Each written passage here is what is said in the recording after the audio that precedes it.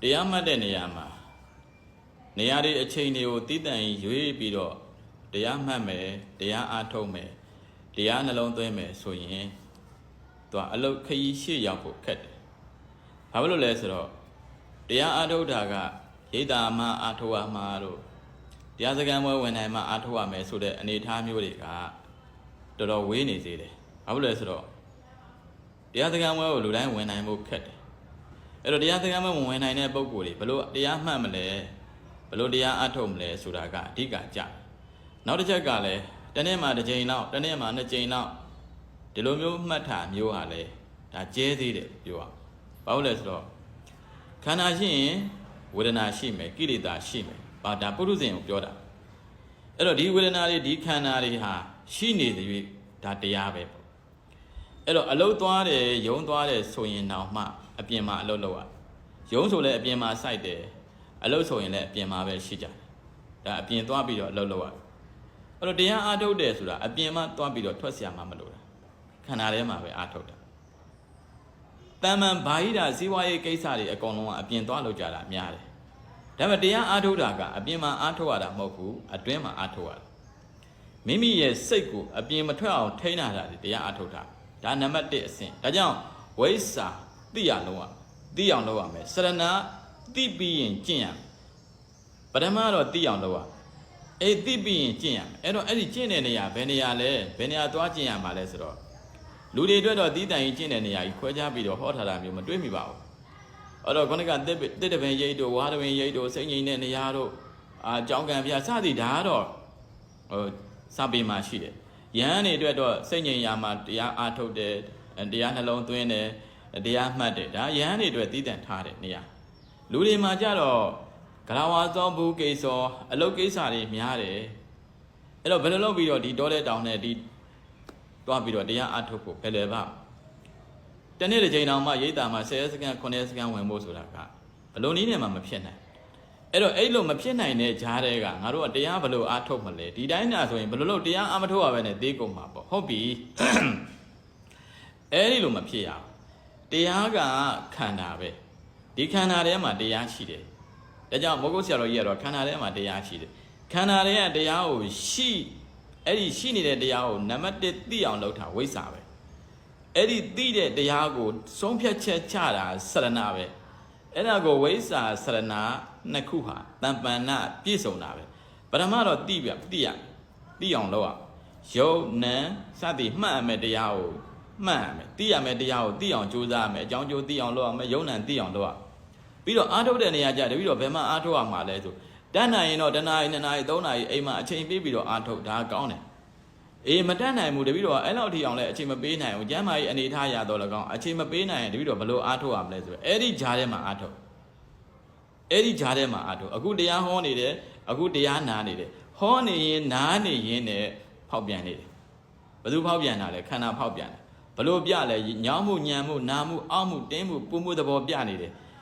အဲ့ဒါဖောက်ပြန်တယ်လို့သိရင်တရားအဲ့ဒီဖောက်ပြန်တာနှိမ့်ဆက်တာပဲလို့သိရင်အားထုတ်တာပဲအဝေးကြီးမဟုတ်ဘူးနိနိလေးပဲအဲ့ဒီလိုအားထုတ်တတ်ပြီးအားထုတ်နိုင်ပြီဆိုရင်ဒုက္ခပฏิပဒါခိပ္ပဗိညာဒါကတော့မြင့်တဲ့တရားကြီးဒုက္ခပฏิပဒါခိပ္ပဗိညာဒီကိထဲမှာမရှိနိုင်ဘူးချမ်းသာသာကျင့်ပြီးတော့လောလောကူတရားရတယ်ဟုတ်တဲ့ယဟန္တာအဆင့်ကိုမဆိုလို့ဒီမှာပုထုဇဉ်အဆင့်ကတော့အလုံးလုံးရင်းနဲ့ခန္ဓာရဲ့စိတ်ခနဲ့အောင်လာတဲ့ဒါဖောက်ပြန်တာပဲ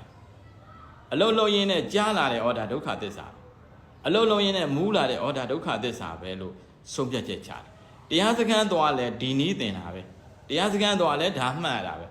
အိမ်မှာနေရင်းနဲ့လဲဒီခန္ဓာရှိလို့ဒီလိုမှတ်ရင်ဒါဓမ္မယုံပဲဒါရိတ်တာပဲဒါမဲ့ဉဏ်ဖြစ်နေတာပဲဒါသမုဒိယသစ္စာပယ်တာပဲတရားအားထုတ်တယ်ဆိုတာသမုဒိယသစ္စာပယ်တာလေ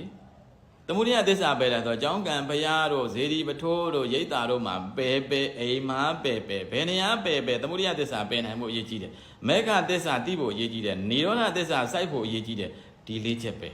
အဲ့လိုသိဖို့ဆိုတာအချိန်တွေနာရီတွေပုံတွေပိုင်းတွေအားလည်းရက်တွေမှာရွေးမနေတော့ဘဲနဲ့အခုအားထုတ်ရင်အခုရတာပဲအခုနှလုံးသွင်းရင်အခုရတာပဲဘာဖြစ်လို့လဲဓမ္မခန္ဓာထဲမှာရှိနေတာမဟုတ်လို့ကိုယ်နှလုံးသွင်းအခုရဒါကြောင့်ယတောတမ္မတနိပါဠိယ ခန္ဓာနံဥရိယဗျံခန္ဓာကိုယ်သုံးသပ်အဖြစ်နဲ့အပျက်ကိုတွေ့လိမ့်မယ်လပတိပိရိပါမောဆံအမတန်တန်ဝိဇာနတံငြိမ်းအေးမှာပေါ့ခန္ဓာကိုသုံးသပ်တာလေဩအောင်လာတယ်ဩနားလာတယ်ဩပူးနေတယ်ဩလှုပ်နေတယ်ဩစိတ်တွေတစ်စိတ်ပြီးတစ်စိတ်ဖြစ်နေတယ်ဆိုတော့ထိုင်းနေရင်သုံးသပ်လို့ရတာပဲအဲ့ဒီသုံးသပ်ပြီးတော့မှသိနေတော့ဩဒါဖောက်ပြန်နေတာပဲဒါပျက်စီးနေတာပဲဒါနှိမ့်ဆက်နေတာပဲလို့သိထိုင်ရင်းနဲ့သိတာအလုံးလုံးရင်းနဲ့သိတာဘာလို့လဲဆိုတော့အလုံးလုံးနေလဲခန္ဓာရှိတော့ဖောက်ပြန်မှုရှိတာပဲခန္ဓာရှိတော့ဝေဒနာရှိတာပြောင်းလဲမှုရှိတာပဲနှိမ့်ဆက်မှုရှိတာရိတ်တာသွားပြီးတော့ပြောင်းလဲမှုကိုသွားကြည့်မနေနဲ့တတိတန်ဒါရိတ်တာမဝင်နဲ့လို့ပြောတာမဟုတ်ဘူးဝင်နိုင်တဲ့ပုံကိုယ်တွေအများကြီးအတွက်ကိုဒါကျေးဇူးဆက်တာပဲဘာလို့လဲခက်ခဲတဲ့ကိစ္စမဟုတ်လို့အခုလိုသိသွားတော့အလုံးလုံးရင်မိဖို့ကြောင့်ထဲမှာရုံးထဲမှာဈေးရောင်းထဲမှာဈေးထဲမှာရွတ်ဖန်နေတာကတစ်မျိုးဆုံးဖြတ်နေတာကတစ်မျိုးအဲ့ဒီလိုကိုယ်ကကျွမ်းကျင်ထားတော့တရားဆိုတာခန္ဓာထဲရှိတယ်တရားနောက်ကဆုံးဖြတ်ချက်ချပေးနေတာတရားပါလားအောင်လာတဲ့နှိမ့်ဆက်တာပဲဒါတရားကိုသိသွားတာအရင်တော့အောင်နဲ့ငါအောင်တယ်လို့သိတယ်အခုအောင်နဲ့ဖောက်ပြန်တယ်လို့သိတယ်အရင်တော့ဒေါသထွက်တယ်ငါဒေါသထွက်တယ်လို့သိတယ်အခုတော့ဒေါသထွက်တယ်ဒေါသစိတ်ပါလားလို့သိလိုက်တယ်အရင်တော့အိတ်ချင်တယ်အခုတော့အဲ့ဒီဒါအိတ်ချင်စိတ်ပါလားအခုတော့ဒါရုပ်ဖောက်ပြန်တာပါလားလို့သိလိုက်တော့ဓမ္မဖြစ်တာပေါ့အဲ့ဒါကြတော့အိယာထဲမှာအိမ်ထဲမှာနေရင်ထိုင်ရောသားချောသမီးချောစည်းဝါလို့ဘာလုံးနေဒီတိုင်းသွားတာဒီတိုင်းသိတာအဲ့ဒါခါကျတော့အခုနကစကားပြန်ဆက်ဒုက္ခပฏิပဒါခိပ္ပဗိညာဝေဝေလန်လန်သွားတရားမလို့ဘဲနဲ့အိမ်ထဲမှာနေချမ်းချမ်းသာသာတရားရတယ်အရှင်မြတ်ဘလို့ရတာလဲလို့မေးရင်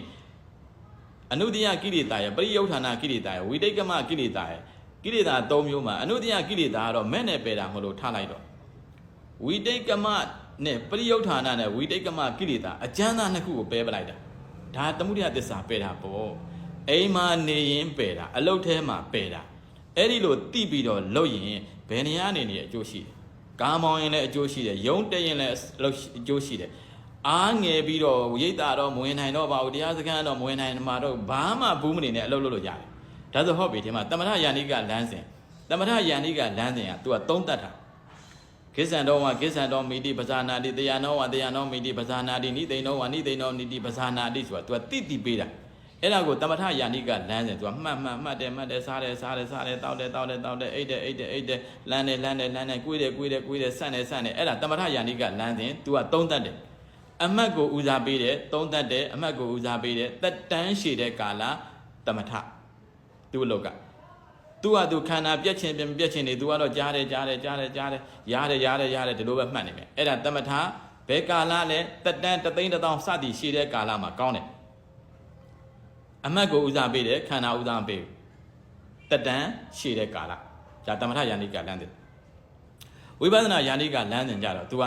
ခန္ဓာကိုဦးစားပေးတယ်ခန္ဓာဘာပြောတယ်ဆိုတာကိုစောင့်ကြည့်တယ်တက်တန်းတူတဲ့ကာလဝိပဿနာသစ္စာအနေနဲ့ပြောရင်မက္ခသစ္စာတမထယာနိကလမ်းစဉ်ကတက်တန်းရှည်တယ်အမှတ်ကိုဦးစားပေးတယ်တမထယာနိကလမ်းစဉ်တမထ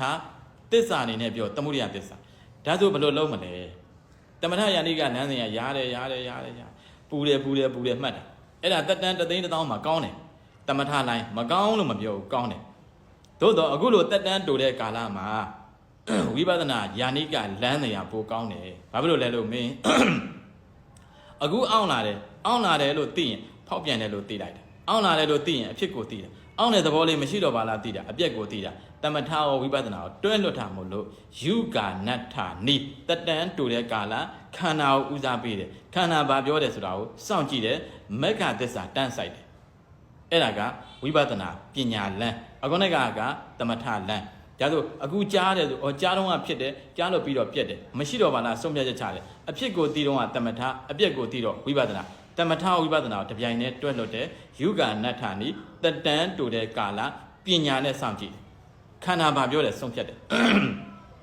တမထယာနိကလမ်းစဉ်ကကြားတာပြီးနေပြီ तू ကဆုံးဖြတ်တော့မယ်ကြားတာကပြီးနေပြီမြင်တာကပြီးနေပြီ तू ကမြင်တယ်လို့တော့မယ်မကောင်းလားကောင်းပါတယ်သို့တော့တမထနဲ့ဝိပဿနာမှာမေဃသစ္စာနဲ့သမုဒယသစ္စာကွာတယ်